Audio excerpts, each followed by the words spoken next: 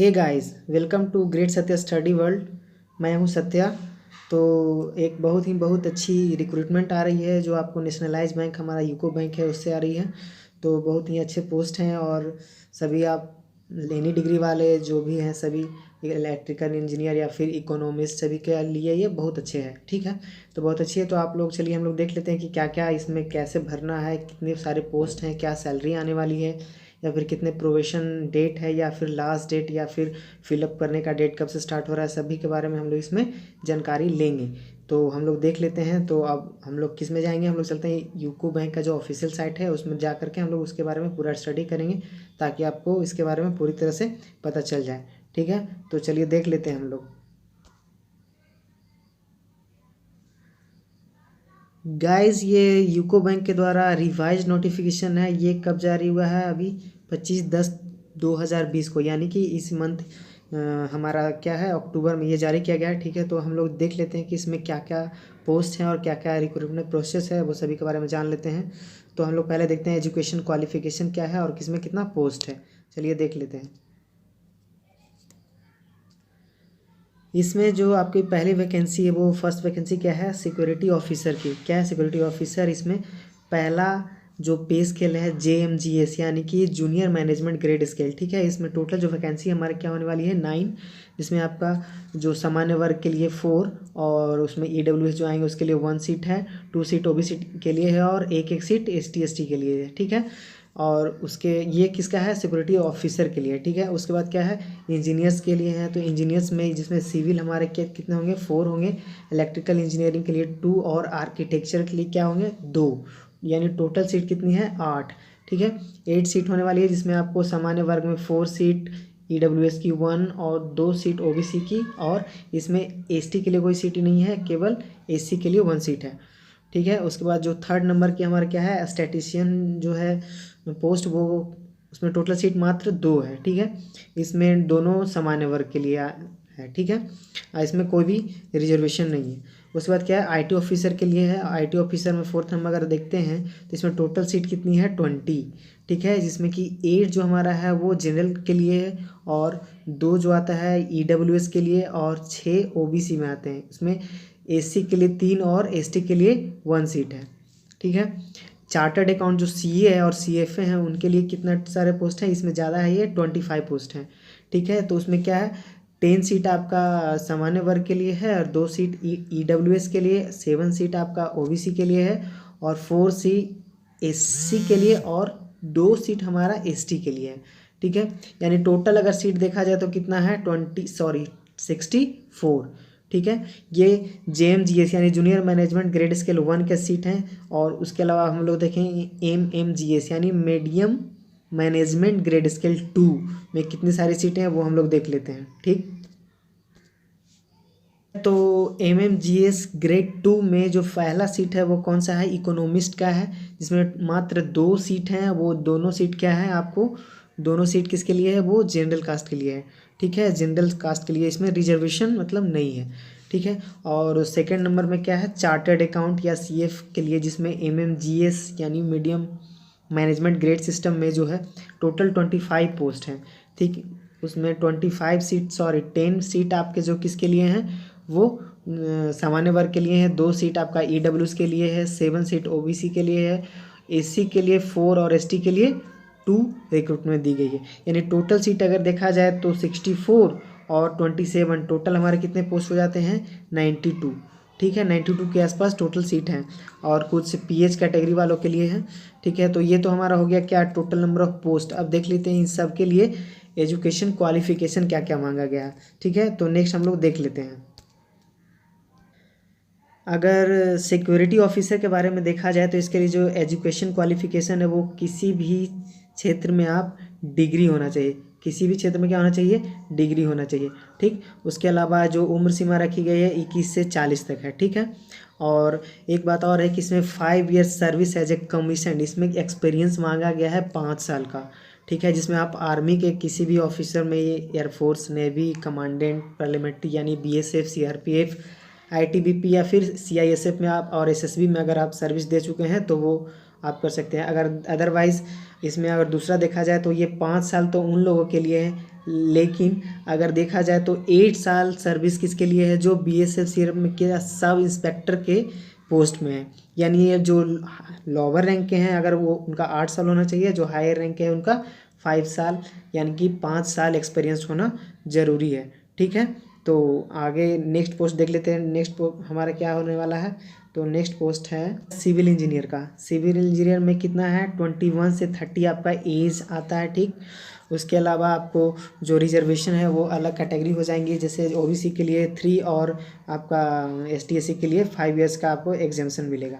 ठीक है, उसके अलावा हम लोग देख लेते हैं कि क्या एजुकेशन का क्वालिफिकेशन, तो ऑब्वियसली कि अगर इंजीनियर्स का है तो इसमें आपको डिग्री इन सिविल इंजीनियरिंग करना होगा और उसका 60% मिनिमम मार्क्स होना चाहिए। ठीक है, इसमें कोई भी एक्सपीरियंस नहीं मांगी गई है। अगर एक्सपीरियंस है तो उनको, अगर रेलिवेंट ट्रेड में अगर एक्सपीरियंस है तो उनको पहले वैल्यू दिया जाएगा।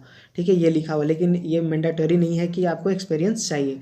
उसके बाद इलेक्ट्रिकल इंजीनियर का भी 60% होना चाहिए और इलेक्ट्रिकल इंजीनियरिंग में डिग्री होना चाहिए। ठीक है, इसमें भी कोई भी एक्सपीरियंस नहीं मांगा गया है। अगर आपके पास एक्सपीरियंस है तो आपको पहले वरीयता दिया जा सकता है। ये है इलेक्ट्रिकल इंजीनियर वालों के लिए। नेक्स्ट पोस्ट हमारा है, करें तो आर्किटेक्ट इंजीनियर का है। ठीक है, तो आपको बैचलर इन आर्किटेक्चर होना चाहिए। ठीक है, 60% मार्क्स मांगा गया है। इसमें भी आपका कोई भी एक्सपीरियंस नहीं काउंट होगा, बस अगर आप एक्सपीरियंस होल्डर हैं तो आपको वरीयता दिया जा सकता है पहले। ठीक है, उसके अलावा नेक्स्ट जो पोस्ट है वो है इकोनॉमिस्ट का। ठीक है, तो उसमें क्या है, 21 से 30 आपका एज ग्रुप है आते हैं। आपको पोस्ट ग्रेजुएट होना है। क्या होना है, पोस्ट ग्रेजुएट यानी कि PG इन इकोनॉमिक्स। उसके अलावा या तो फिर आप PhD इन इकोनॉमिक्स में हो सकता है। और पोस्ट ग्रेजुएट को जो इकोनॉमिक्स में है मिनिमम 2 ईयर्स के लिए आपको एक्सपीरियंस होना चाहिए। अगर आप PhD हैं तो आपको कोई एक्सपीरियंस की ज़रूरत नहीं है। ठीक है, की बात किया जाए तो इसमें आपको आपका जो एज ग्रुप है वो 21 से 30 है। इसके अलावा आपको पोस्ट ग्रेजुएशन होना चाहिए। पोस्ट ग्रेजुएशन किस में, इकोनॉमिक्स में या फिर स्टैटिक्स, अप्लाइड इकोनॉमिक्स या फिर इकोनॉमेट्रिक्स में होना चाहिए। ठीक है, 60% मिनिमम मार्क्स होना ज़रूरी होगा। इसमें भी कोई एक्सपीरियंस नहीं मांगा गया है, लेकिन अगर आप एक्सपीरियंस होल्ड करते हैं तो आपको इसमें वरीयता पहले दिया जा सकता है। उसके अलावा नेक्स्ट पोस्ट में अगर देखें तो IT ऑफिसर का मांगा गया। इसमें भी एज ग्रुप 21 से 30 है।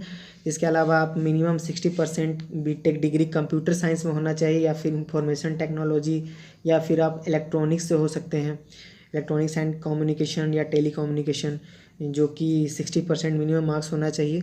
ठीक है, उसके अलावा अगर और देखा जाए तो MCA वाले भी भर सकते हैं इसको, जो 3 ईयर्स फ्रॉम जो भी इंस्टीट्यूट से आप किए हुए हैं या AICTE अप्रूव्ड होना चाहिए। और इसमें एक्सपीरियंस मांगा गया है कितना, 1 year experience in specialised area. जिस एरिया यानी अगर आप BTech डिग्री किस में, कंप्यूटर साइंस या किसी भी चीज़ में है, जो इलेक्ट्रॉनिक्स हो गया, कम्युनिकेशन, ये सब में आपको 1 साल का क्या होना चाहिए, एक्सपीरियंस होना चाहिए। ठीक है, नेक्स्ट पोस्ट हमारा क्या है, तो चार्टर्ड यानी कि CA या फिर CFA का है। इसका भी अगर उम्र सीमा देखा गया तो मिनिमम 21 और 30 मैक्सिमम है। और क्वालिफाइड चार्टर्ड अकाउंटेंट होना चाहिए क्वालिफिकेशन के लिए। और इसमें भी कोई एक्सपीरियंस नहीं खोजा गया है, लेकिन अगर रेलिवेंट फील्ड में अगर आपको एक्सपीरियंस है तो आपको वरीयता दिया जाएगा। अदरवाइज नेक्स्ट पोस्ट देख लेते हैं, तो ये भी CA का है। और इसमें ये जो पहला जो CA का था वो GMGS का है, यानी कि जूनियर मैनेजमेंट ग्रेड स्केल का है। और ये है मीडियम मैनेजमेंट ग्रेड सिस्टम 2 का है। तो ये इसका भी जो मिनिमम एज 21 और मैक्सिमम 30 रखा गया है। क्वालिफाइड चार्टर्ड अकाउंटेंट होना चाहिए और मिनिमम इसमें 3 ईयर्स वर्क एक्सपीरियंस ज़रूरी है एज अ CA। ठीक है, ये तो हमारा हो गया टोटल एजुकेशनल क्वालिफिकेशन और एज ग्रुप कितना से कितना हो सकता है उसके लिए। और नेक्स्ट हम लोग देख लेते हैं अब क्या क्या हम लोग लास्ट डेट कौन सा है वो देख लेते हैं। सैलरी की बात करें तो GMGS जो ग्रेड 1 में है उसमें सैलरी आपका लगभग 42,000 के आसपास हो सकती है, 42,000। और अगर आप MMGS 2 में होंगे तो आपकी सैलरी लगभग कितना हो सकता है, आपका सैलरी हो जाएगा कितना, 45,000। ठीक है, तो इतना का आपका डिफरेंस है सैलरी में। उसके अलावा हम लोग देख लेते हैं कि ओपनिंग डेट कब है। तो अगर ओपनिंग डेट में अगर हम लोग चलते हैं 27 अक्टूबर से ये भराना चालू हो जाएगा, पेमेंट और फी दोनों, सबमिशन ऑफ एप्लीकेशन फॉर्म। और ये 17 दिसंबर तक चलेगा। जनवरी आपका दिसंबर और जनवरी में होने की संभावना है, ठीक है। और इंटरव्यू के लिए उसके बाद जो भी इसमें क्वालिफाई करेंगे रिटन में, उसके बाद उसका इंटरव्यू के लिए बुलाया जाएगा। और ये प्रोबेशन पीरियड है आपका, प्रोबेशन पीरियड रखा गया है। प्रोबेशन पीरियड और सर्विस बॉन्ड जो है आपका किसके लिए, जो सिक्योरिटी ऑफिसर, इंजीनियर, स्टैटिस्टिशियन और चार्टर्ड यानी CA CFA के लिए रखा गया 2 इयर्स मिनिमम। अगर आप बीच में नौकरी छोड़ते हैं तो आपको 2 लाख का और प्लस में GST आपको भरना होगा। और इकोनॉमिक्स चार्ट जो MMGS 2 का अगर देखा जाए तो उसमें आपका 1 साल का क्या होगा, सर्विस पीरियड होगा। 2 लाख आपको क्या भरना होगा, 2 लाख आपका इसमें बॉन्ड भरना होगा। और GST तो एप्लीकेबल है ही। IT ऑफिसर के लिए 3 साल का प्रोबेशन पीरियड है। क्या देना है आपको, 2 लाख बॉन्ड है और GST एप्लीकेबल है। नेक्स्ट हम लोग देख लेते हैं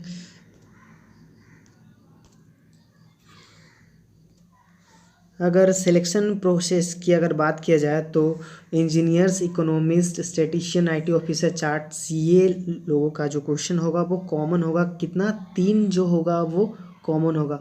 रीजनिंग, इंग्लिश और फिर क्वांटिटेटिव एप्टीट्यूड जो होगा वो कॉमन होगा। बाकी आपका सबका प्रोफेशनल जो नॉलेज होगा वो 50 क्वेश्चन अलग से होंगे, जो सबका अपना अपना ट्रेड जो भी है, जो भी आपका एजुकेशन क्वालिफिकेशन उसके अनुसार दिया जाएगा। तो रीजनिंग आपका 50 आपका इंग्लिश और 50 क्वांटिटेटिव एप्टीट्यूड का होगा, ठीक है। मैक्सिमम मार्क्स की बात की जाए तो इंग्लिश 50 मार्क्स का होगा, सॉरी रीजनिंग 50 मार्क्स का, 25 इंग्लिश और 50 आपका एप्टीट्यूड टेस्ट होगा। 75 मार्क्स के होंगे आपका प्रोफेशनल लैंग्वेज। और टोटल टाइम जो होगा आपका कितना होगा, 2 आवर्स, ठीक है। ये हमारा क्या है, एग्जामिनेशन का जो भी पेपर आएगा उसके बारे में है, ठीक। अब नेक्स्ट क्या है देख लेते हैं। बात करें तो थोड़ा सा डिफरेंस इसमें है। आपको UR, OBC और EWS के लिए 1000 रखी गई है, ठीक है। GST आपका 180 है, यानी टोटल बहुत ज़्यादा है, 1180 रुपये आपको पे करना होगा। इसके अलावा अगर SC ST PWD का देखा जाए तो 100 रुपया रखा गया है। और 18 जिसमें क्या है GST ऐड करके मतलब 118 रुपये लगेगा। ये है मैंडेटरी है, ठीक है। तो पेमेंट ऑफ फ़ी जो होगा वो मोड ऑफ एप्लीकेशन फ़ी डालने का है, तो वो आप ऑनलाइन ही पे करना है सबको, ठीक है। ये कब से, 27 अक्टूबर से लेकर के आपको 17 नवंबर तक आपको भरा जाएगा, यानी सबमिट करना होगा। और सभी प्रक्रिया पूरा करने के बाद क्या होगा, आपका एक एप्लीकेशन फॉर्म जनरेट होगा जो आप अपने पास रख लेंगे। इसको आपको भेजना नहीं है, इससे कोई भी हार्ड कॉपी आपको बैंक को भेजना नहीं है। और उसके अलावा आप डेबिट कार्ड, क्रेडिट कार्ड से और इंटरनेट बैंकिंग से आप अपना पेमेंट कर सकते हैं। तो आप अपने डेली जो रिक्रूटमेंट प्रोसेस होगा जो भी आपका आएगा वो आप इस चैनल से देख सकते हैं। इसलिए मेरे चैनल को आप सब्सक्राइब कीजिए। जो भी आपका SSC, रेलवे और बैंक जो भी आपका जो रिक्रूटमेंट प्रोसेस होगा मैं आपको हमेशा डालता रहूँगा आपको, ठीक है। तो मेरे चैनल को सब्सक्राइब करके रखिए। Thank you, good bye.